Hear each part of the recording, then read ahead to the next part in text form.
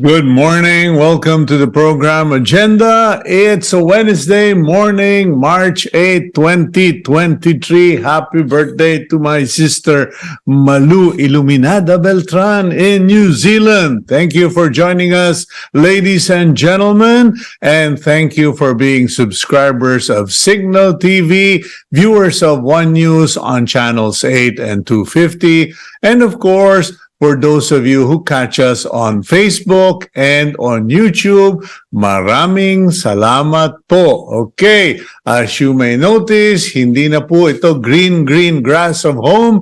We are back here in Barrio Capitolio, Pasig City, and we are continuing our program through PLDT Home Fiber Optic Internet.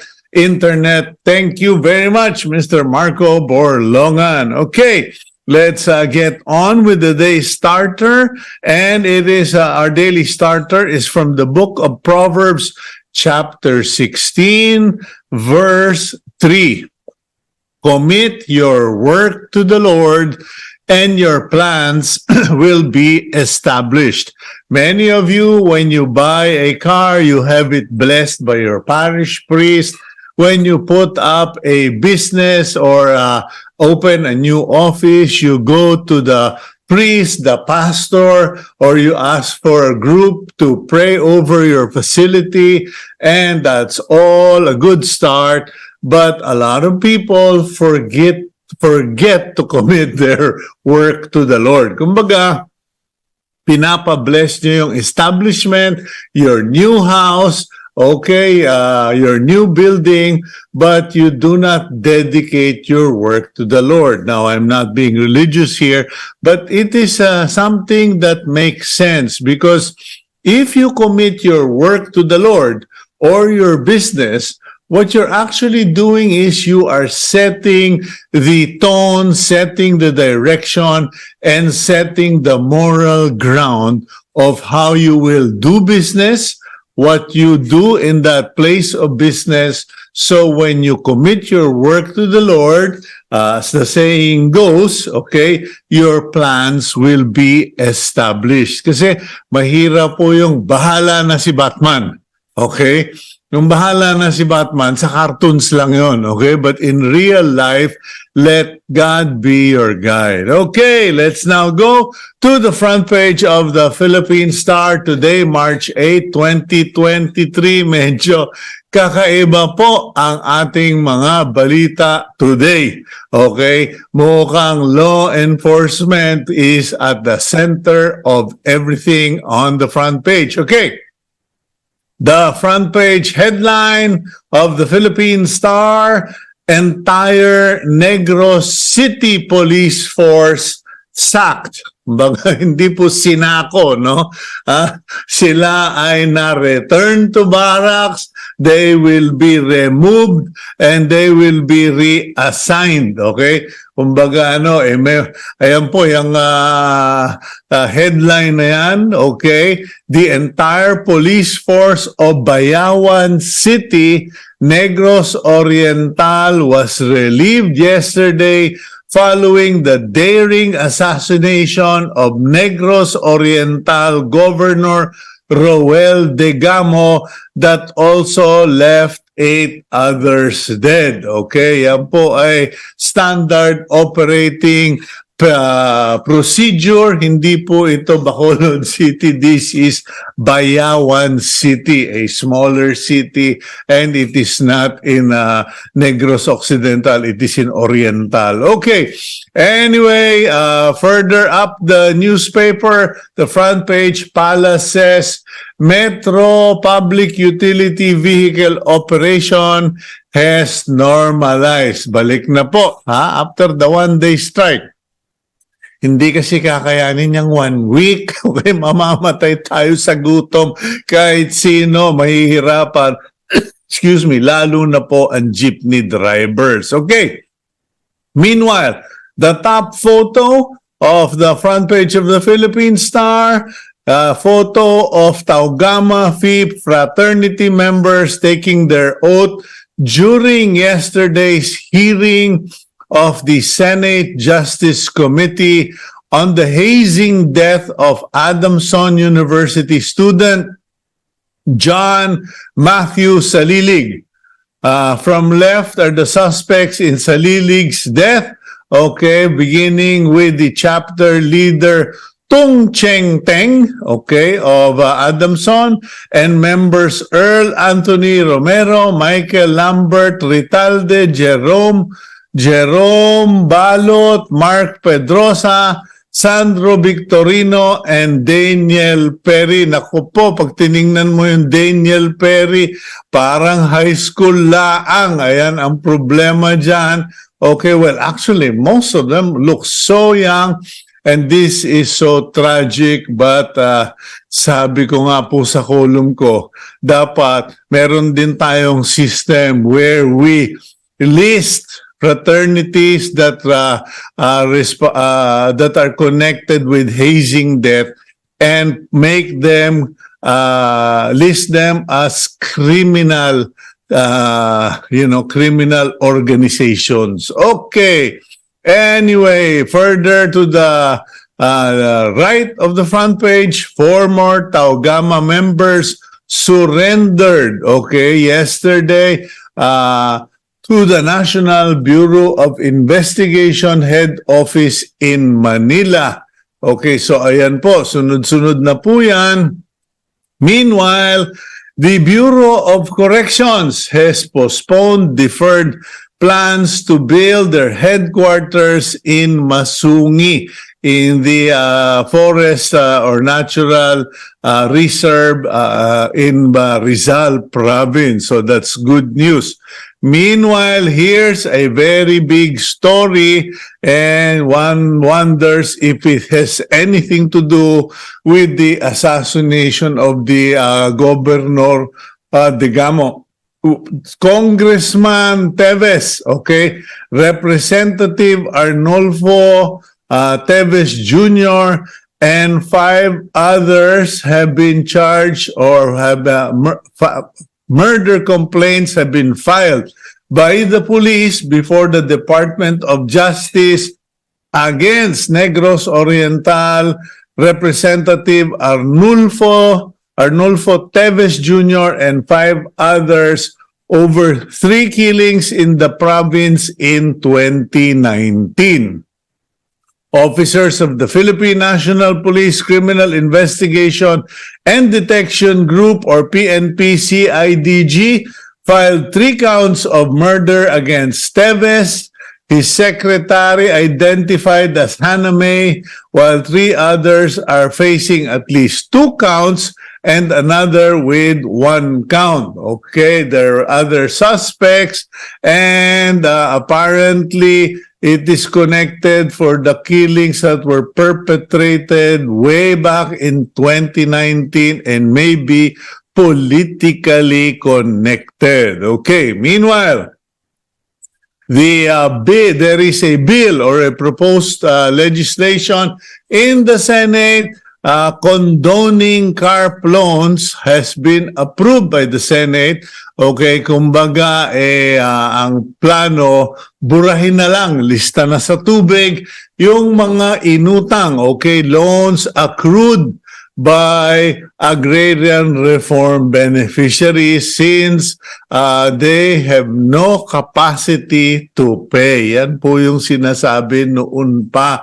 Nagtatapon na lang tayo ng pera if we just keep giving money but not empowering the agrarian reform beneficiaries, etc. Meanwhile, photo to the left, Stronger International Alliance, National Home Mortgage Finance Corporation President Renato Tobias in the center forges a stronger partnership with Kagama's Berhad of Malaysia and Mongolian Mortgage Finance Corporation through signing of a Memorandum of Understanding. Okay. And okay, ito po, yung photo po na yan at the top, at the bottom right of the Philippine Star, President Marcos seen riding or after riding the FA-50PH fighter plane during a capability demonstration flight yesterday at the Clark Air Base in Pampanga. Parang may nakita na akong picture ng ganyan, kanya lang Ferdinand Marcos Sr. yata yun. I'm not sure. Parang lang ako na-deja vu. Okay, last but not the least, okay, for those of you na ayaw gumising ng maaga, well, bad news, okay? Energy savings, 7 a.m. to 4 p.m. government work hours proposed, okay? To conserve energy amid the rising cost of power in the world market, government agencies were urged to adopt work hours from 7 a.m. to 4 p.m. and to limit air conditioning temperature in offices to 25 degrees Celsius. This was part of the recommendations made by economic managers to President Marcos during a meeting at Malacanang yesterday to address the high energy costs in the country deemed as the most expensive in Southeast Asia. Ayan na po. Okay.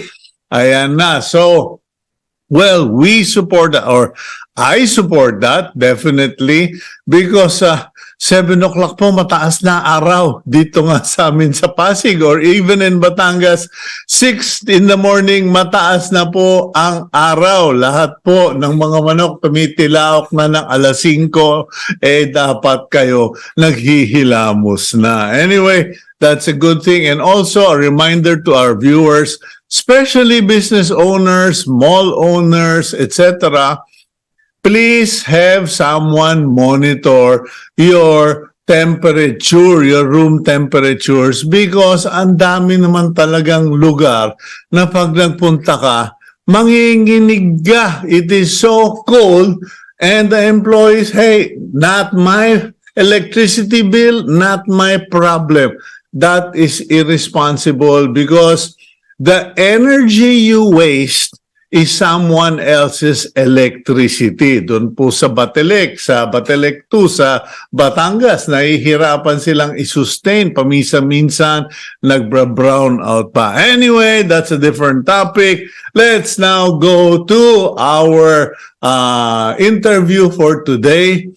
Balita ko, magandang ali daw yung ating bisita.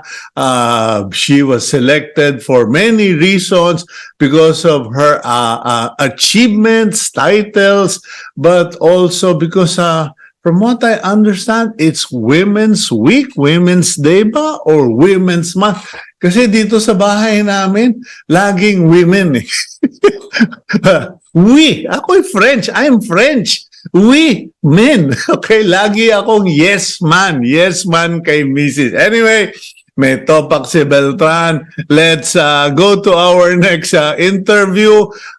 Gabriel, roll out the Betamax, please.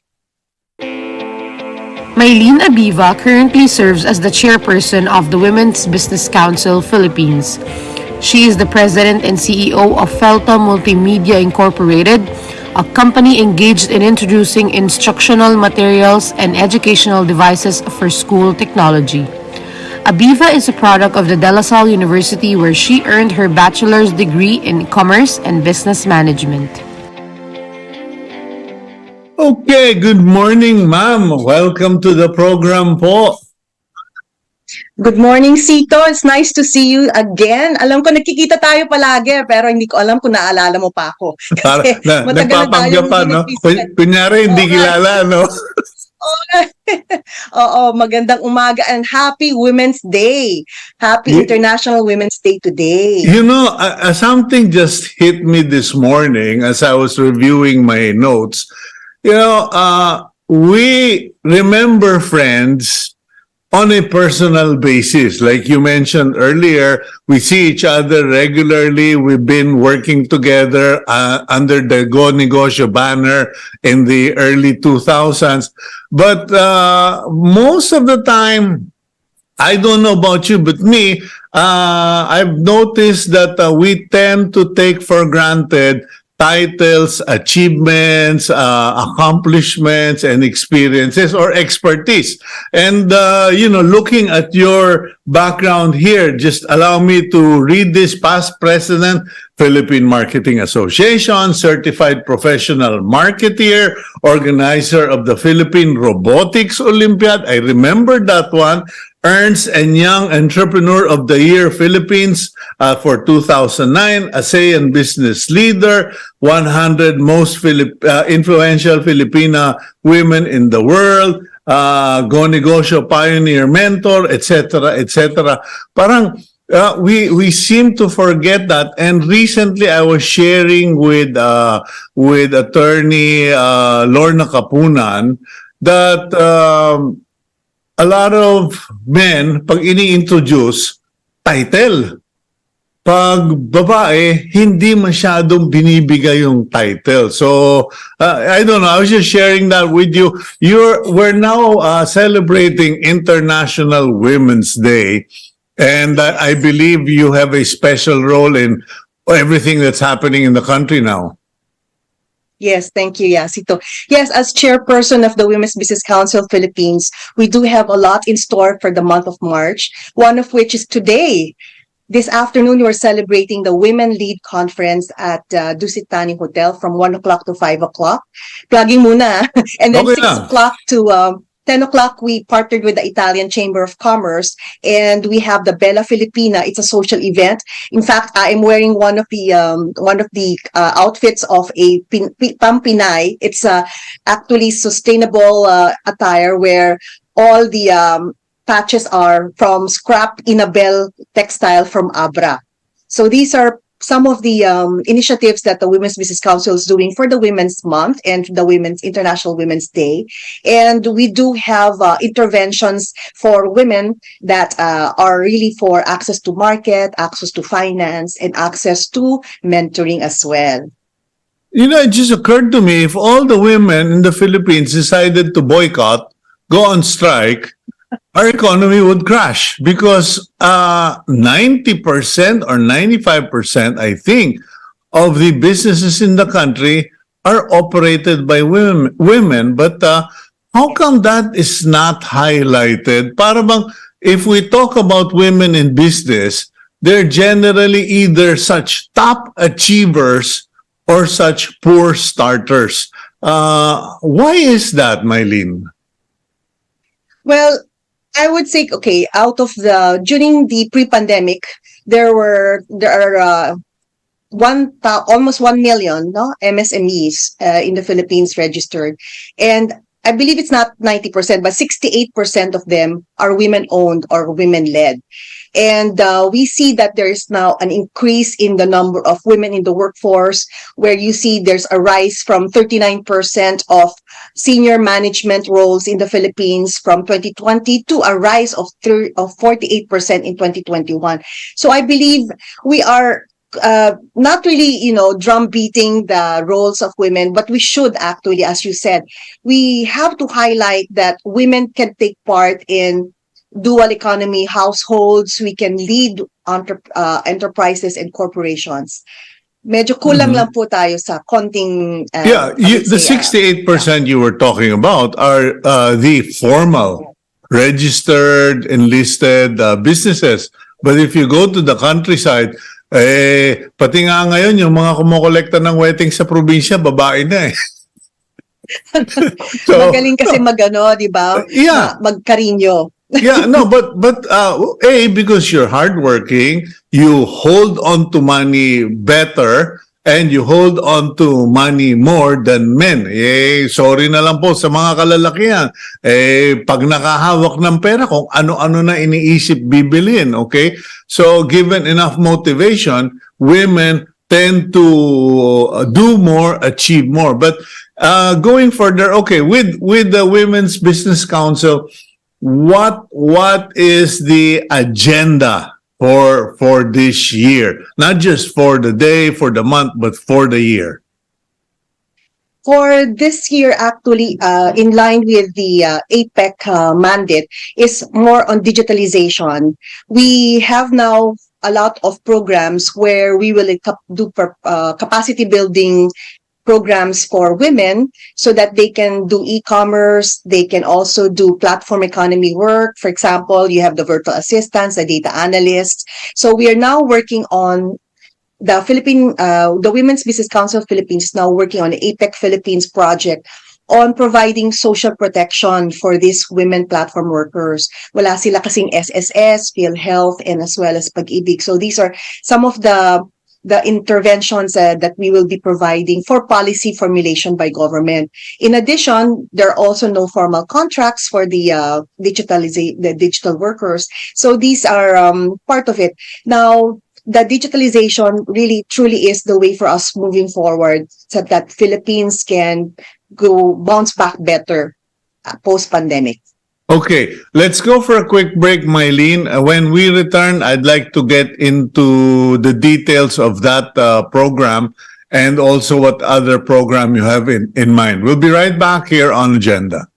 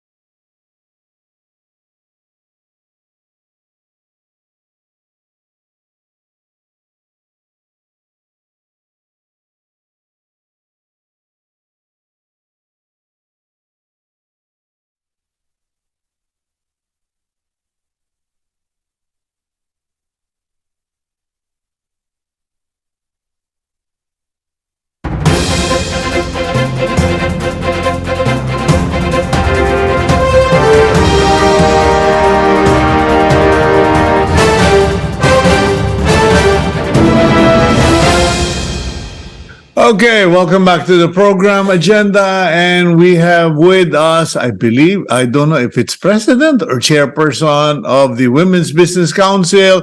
Dami na kasing titulo ng aling to observe the International Women's Day and of course celebrate the Women's Day movement for the rest of the month. Mylene, welcome back. Thank you so much, Cito. And again, happy International Women's Day to everyone. Okay, we were talking about digitalization as a starting point for women in business, especially those who are beginning, who are just embarking on new ventures, etc. Now, what support or what programs is available? Because while listening to you, it just occurred to me that LGUs, for instance, should have one national form for the requirement for business permits. For instance, depende kung saan ka pupunta. Kailangan dadaan ka muna sa barangay or pupunta ka na diretso sa City Hall. Dapat siguro maging uniform yun. Now, for women in business, what are your plans? Well, I'd like to make this announcement to the public that we do have an established group called Women Strong Network. For those women who would like to be in business or are already in business and who would like to scale. In fact, we already are preparing them for export, no? We're providing capacity building as well as networking opportunities for them to do cross-border trade. So it's called Women Strong Network. And just go to the Facebook and you can just be a member. It's free of charge. And in addition, we have also been working very closely with the Department of Trade and Industry since we were established by the DTI, just to let you know, 25 years ago. And our office is within the DTI, the Department of Trade and Industry and Trade and Industry Building.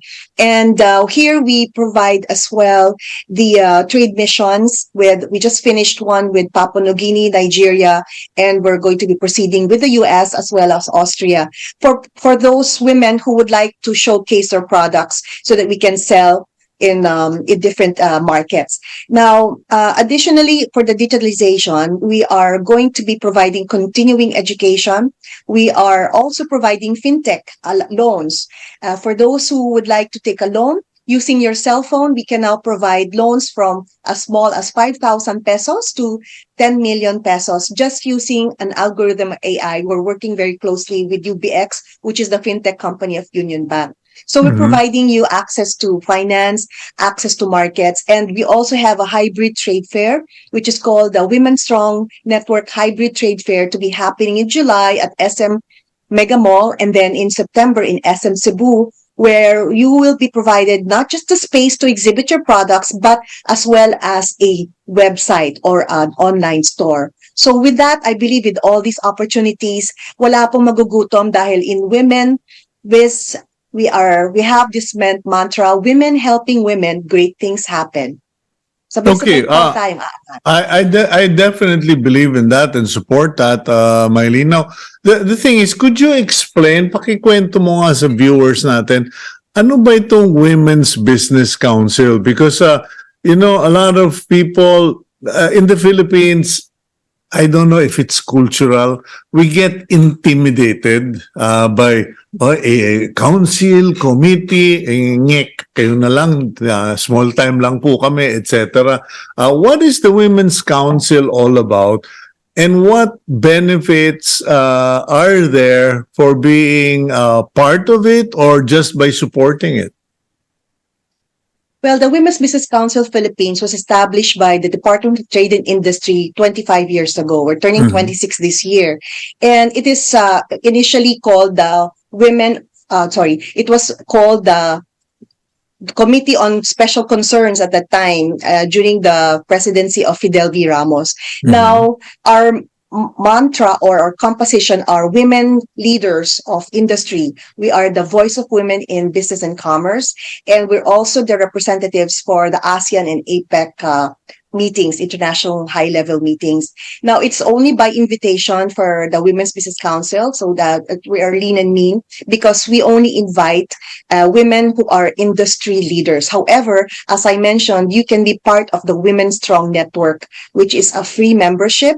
And here we provide the interventions that we have for mentoring, for access to market, and access to finance. Okay, now, can a single person or, one person just walk in there to the DTI or go online and sign up? Or do you have to be part of a cooperative or a barangay group, etc.? The Women Strong Network, which is like our beneficiary community, you don't need any, I would say you have to be DTI, yes, you have to be registered in DTI. And para po doon sa mga micro-entrepreneurs, you don't need to go to DTI as you can go to the barangay and register. Yun po ang maganda sa atin for the ease of doing business. If you're Mhm. only a micro-entrepreneur, pwede lang po tayo magparehistro sa LGU natin, sa ating mayor's office. But if you want to have a formal, for example, a single proprietorship or a partnership or even a corporation, dun po tayo pupunta sa mga go-negosyo centers natin sa DTI. Sa mga negosyo centers natin sa DTI. Meron na pala nun, Mylene, na sa barangay ka lang re-rehistro if you Yes. are a simple business. Anong klase ba yung pwedeng sa barangay lang? Kasi nagiging issue na ngayon yan eh. I've been writing about LGUs, about barangays, and there's a lot of confusion. From what you know, what can be registered with the barangay? What I know, at least I'm not, I have to research more about this, is that if your income is less than 100,000 per annum, yun po. Okay. Yeah, that will be considered. But we have to validate that. Okay, But okay. that's considered as a micro-entrepreneur, yes. Ayun, basta micro-entrepreneur ka, like kung may paupahan ka o kaya meron kang babuyan or backyard poultry, mga ganon, or meron kang tindahan or you manufacture certain goods, basta, so i-check lang nila micro-entrepreneur. Yes, yes. Okay, you have to forgive. Madali lang. Yeah, please bear with me, Mylene, and our viewers. Hindi naman po ako napaka-ignorante, but the intention here is to be able to explain to ordinary Filipinos what is available, because I keep encountering Filipinos who won't even go to the hospital because they believe they have no money, they have no right. They're not aware of PhilHealth, they're not aware of SSS, etc. So kung may araw na para akong tanga-tanga o igno, pagpasensyahan nyo na po, we are trying to empower ordinary Filipinos. Anyway, Mylene, you mentioned earlier that aside from digitalization, you were working on making women aware of PhilHealth, of SSS, etc. What was that all about? We have an approved project with the ASEAN APEC, which is the Asia Pacific Economic Cooperation, and this is really to provide a study. Actually, it's a scoping study on what is the environment for platform workers. When I say digital platform workers, ito po yung those who are working from home, and either they, as I said, they can be web designers, graphics designers, software developers, and all that. As long as they're in tech, then because especially for women who were pretty much very much affected by the pandemic, they cannot leave their homes because they have to do unpaid work, as they call it, or domestic work, and then at the same time manage their business. And we're now doing the study so that we can provide government with the information so that they can provide policies to protect. We have a lot of these workers are predominantly women. Yeah, many are single mothers or Yes. underemployed or unemployed housewives Yes. who seriously need the income, who are actually being productive, but do not have any social network to support them. Yes. Now, Or yeah. and yes, that's correct. Yes. Or protection. Yes. Okay.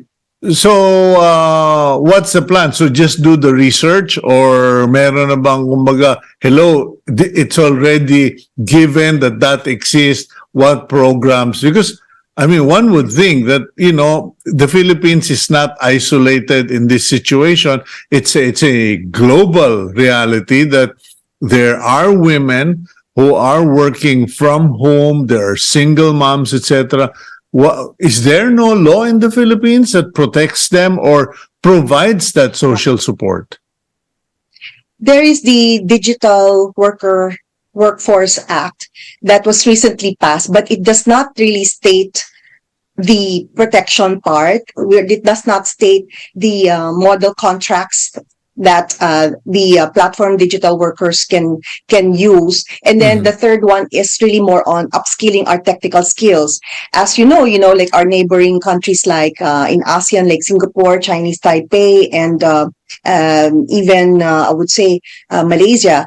They and now upcoming would be Vietnam and Thailand. They are providing all these services so that we can now have what you call the human resource capacity of the Philippines can be technology driven. So it's not just for the women, but if you go macro, it really is for nation building. Mhm. Now, in terms of buy-ins, how much support is your organization and women in business getting from their counterparts, yung mga lalaki? First of all, I'd like to announce that this study that we're conducting is in partnership with the Department of Trade and Industry, Philippine Commission on Women, and also in collaboration with the International Labor Organization for their program on decent work. Now, for the counterparts of the men, we're also including them in the study because it seems that there is a pay gap for digital workers with regards to men and to women. Especially, we have noticed that if the client, which probably are global clients, know that the woman is single or I would say, single woman raising their child, kakalain nila desperado, so they really lower the rate. So that's where we find the disparity gap for pay. And there's also no standardization rate for these platform economy workers. Yeah, I commend the current trend or state or attitude of leaders in the Philippines to scale up the skills of Filipino and Filipina workers. But why are we focusing so much on the labor manpower aspect and not on the product? Because parang mining di ba, Mylene? Parang kinukuha yung buong bundok imbes na sinasala yung ginto, yung pilak, etc. So in like manner, one would think that aren't we better trying to enhance the ability of Filipinos and Filipinas to create products instead of being the product themselves? Yes, I agree with you. Actually, these are all simultaneous interventions, Cito. We're also doing the same. We are also creating what we call the STEM. For me, I'm a woman in tech. No, I believe in what you just said. We should be creators of things and not just consumers of things. And that's a part of innovation. That's a different show. Yeah. So these are part of it. But what I'm just sharing with you is what we're doing with Women Biz for capacity building for the workforce of the future. So another part would be innovation where we're changing the mindset of people. But kasi importante na matandaan natin is that in any society, the human society is still drives economic growth. Yung mga tao po. And that's the reason why we are doing this with our workforce. Okay, now what is the strategy, Mylene? Because there's so many fruits in a tree, but some will say low-hanging fruits, yung madaling pitasin, yung madaling magawa, or go for the gold na. And when I think of women in business and organizations such as yours, I would think na dapat meron tayong focus. Sino ba ang uunahin? What is the strategy so that maybe in 5 years, 10 years, women in business in the Philippines will be a really well-known global movement? Yes, that's true. There's so many things that we can do, but for the Women's Business Council Philippines, as you said, we're focusing on women MSMEs. We become the backbone of the society by providing women economic empowerment. Sinasabi ko nga po, today is International Women's Day, when we provide women economic empowerment, where the women can take part in intra-household decision-making, magiging less ang violence against women. That's the reason why we're really pushing this WEE program, so that the women can be empowerment. Let's remember, 50% of our population are women. And if you increase their economic contribution to the country, dalaki din ang GDP natin. And women, as you said, are good with money. We provide, we share our, I would say, our profits to the community. Lalaki yung ating mga LGUs dahil dun tayo bumibili na ating mga pamimili sa ating mga kailangan sa bahay. And then at the same time, we provide job generation as well. So women, there's a study that women also, a big percentage of women hire women as well. So lumalaki din po yung ecosystem natin pagka ganun. So we are really focusing on women MSMEs. Okay, what is proof of the pudding, or what do we have on the ground that should encourage us, or is evidence that we are getting somewhere? Because I have been hearing about MSMEs, entrepreneurship. You and I started out sa Go Negosyo in the early 2000s, but no one seems to be coming out and saying, oh, here is proof that what we have been working on and sacrificing and contributing to is really working. Kasi parang lagi ko na lang nadidinig, maraming MSME. Sabi ko, pwede ba lahat ng babuyan nagsara na, lahat ng poultry nagsasara na? Ano ba yung MSMEs na nag-click-click para makalipat naman kami? Kung hindi naman sa pagbiyayabang, ako po ay proof of concept na women can really be a Filipino women can conquer the world. I was the ASEAN. There are only two women or two awardees in the ASEAN Business Awards of 2022, where the President Ferdinand Marcos Jr. also attended, along with Go Negosyo founder Joey Concepcion and other government officials and also other businessmen.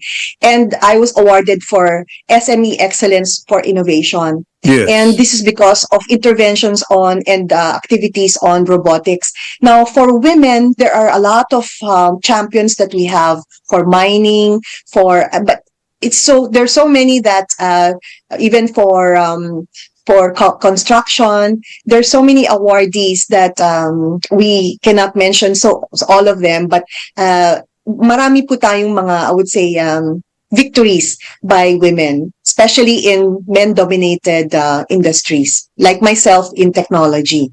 Okay. So what's the plan from here on? The plan from here on, as we have conducted an initial study called Women Rise, is to focus on 4 sunrise industries: the agribusiness, we have health and wellness, the third is digital technology, and the fourth is skills management. And the fourth is actually reviving the skills management, reviving our tourism, our service industry, so that we can bounce back. And as we know, these are mostly women-led organizations or enterprises. But is there a platform for that, or are the fundamentals and foundations in place? Because, if you read my column today in the Philippine Star, I rewrote ROTC. Instead of Reserve Officer Training Course, I said revenue-oriented training courses, na imbis na magsayang ng oras nagmamarcha sa ilalim ng araw, turuan natin magmaneho, mag-lifeguard, at kung ano-ano pa na employable skills. Now, as far as the Women's Business Council is concerned, are these skills presently available in schools? Because I said earlier, women are better than men in handling money. But Filipinos and Filipinas by and large are not culturally trained and oriented to make money. Parang sa tagal nating nadidinig yang money is the root of all evil. Ayan, kanya tayo pulubi, takot tayo sa pera. Tama yan. Actually, we are embarking on a program called Entrepreneurs, how to package your business for success, for growth and success. Isa pa rin nakikita namin, Cito, is takot din ang mga women mangutang. No, sasabihin, ay, ayoko mangutang dahil kasi gusto nilang makabayad. But the point there is that if you don't have the capital, you cannot grow. And we're instilling this. We're working very closely also with the Department of Education to bring back yung ating mga programs like home economics, and including personal finance management and business financial management. So ito yung mga, I would say, fundamental skills na kailangan, as you said, ng mga tao, para we have to be able to educate them at an early age so that when they become entrepreneurs themselves, hindi sila matatakot na magnegosyo or to be part of to the economy in nation building, as I mentioned. You know, Mylene, to be fair, when I speak to car manufacturers, business owners, they tell me, Cito, magaling naman magbayad ng utang ang Pilipino eh. Hindi tayo ganon kasama o ganon kabalasubas. We are actually by and large responsible and fair.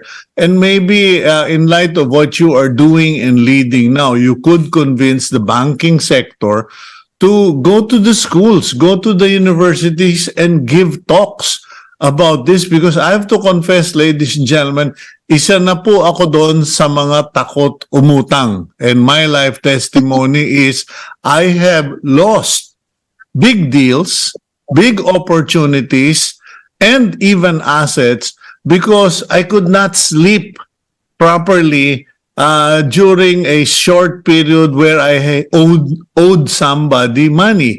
And it is a fear that Filipinos need to overcome, because you're so right, Mylene. You know, if you want to grow, there comes a point when you're going to need more capital, more assets.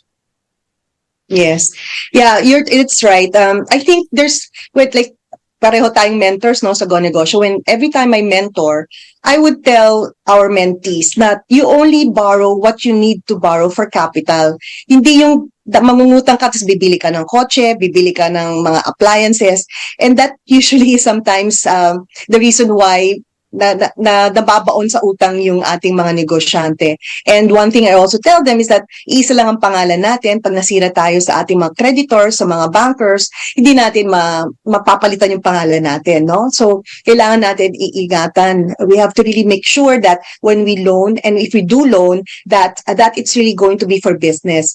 The other portion that we also include in education for our not just for women, but even for the youth, is that the importance of even personal financial management, how to set aside money for emergencies. Like, who would know that the pandemic would happen?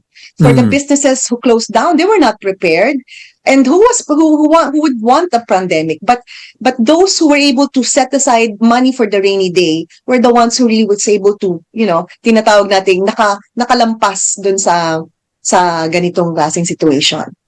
Okay, so in terms of education, is there a desire or a thought amongst your members and associates to do something about our pathetic educational curriculum that is all rote, all towards a diploma, but not towards high employability and capacity?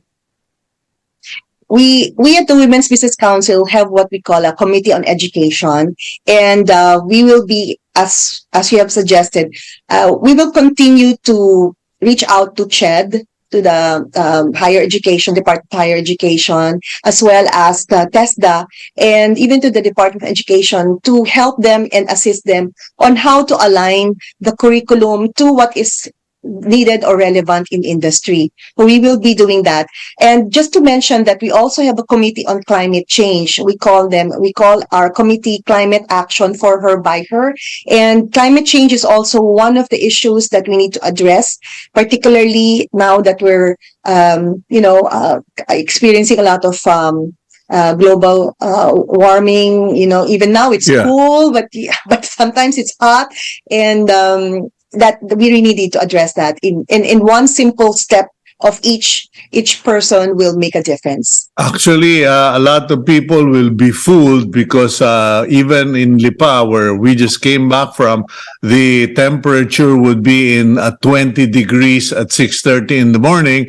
But if you look at the ground, you check the soil moisture, tuyong-tuyo ang lupa. So climate change is definitely happening and we are going to have problems in the coming months. But let's go for a quick break, Mylene, and I'll give you the chance to tell us more on the many activities of the Women's Business Council in this month of March. We'll be right back here on Agenda.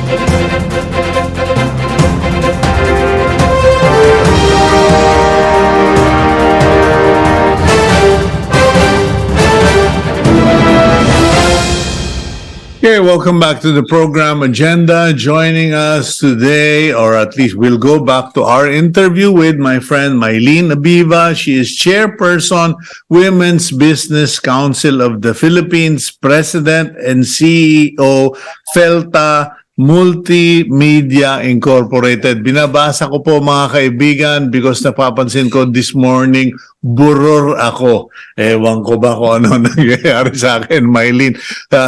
In any case, Mylene, okay, so you're the chairperson of the Women's Business Council, and it has been in existence for what, 25 years? 20, yes, going 26 this year.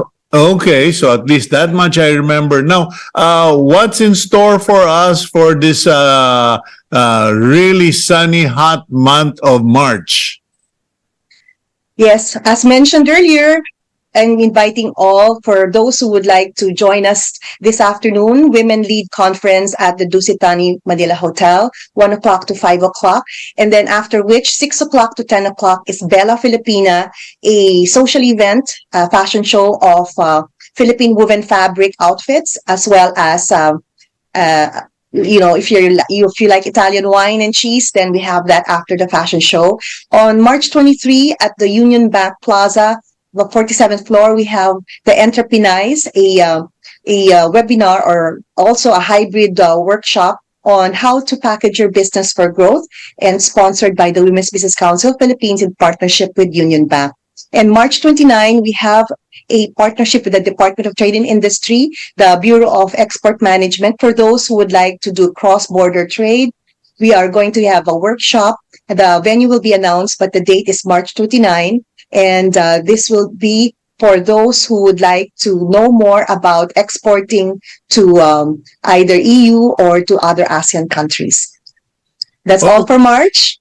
Okay, and okay, so we're down to our last minute there, but Mylene, thank you very much for joining us this morning, and please do keep in touch, and we want to carry on covering what the Philippine Women's Business Council is doing, your activities, and we wish you all the best. And regarding that event tonight, you got my wife at Fabrics. Yung asawa ko pag sinabing Fabrics, wala. So good, mga kapatid. Okay, thank you very much, Mylene Abiva, Chairperson of the Philippine Women's Business Council of the Philippines. God bless you, my friend. Thank you very much. And again, happy International Women's Day to all. Thank you. Okay, let's now go to our closing blessing for the day. It comes from the book of Ephesians, chapter 3, verses 20 to 21. For those of you who are wondering who to lean on and need to ask something or is praying for something, always remember this verse. To him who is able to do far more abundantly than all that we ask or think, according to the power at work within us. So nililinaw ko po, no? God has everything, but it will be done through the power at work within us. To him be glory in the church and in Christ Jesus throughout all generations, forever and ever. Amen. Okay? You may look at yourself as a simple person. Housewife lang po ako, babae lang ako. Hindi po tama yon. God has given you gifts. You need to discover what your real gift is and call on God, because He gave you that and He promised you He has you covered. God bless all of you. Please have a great day ahead of you. Thank you to our guest and friend Mylene Abiva. This is Cito Beltran wishing you a good day. Take care. Keep it here on One News.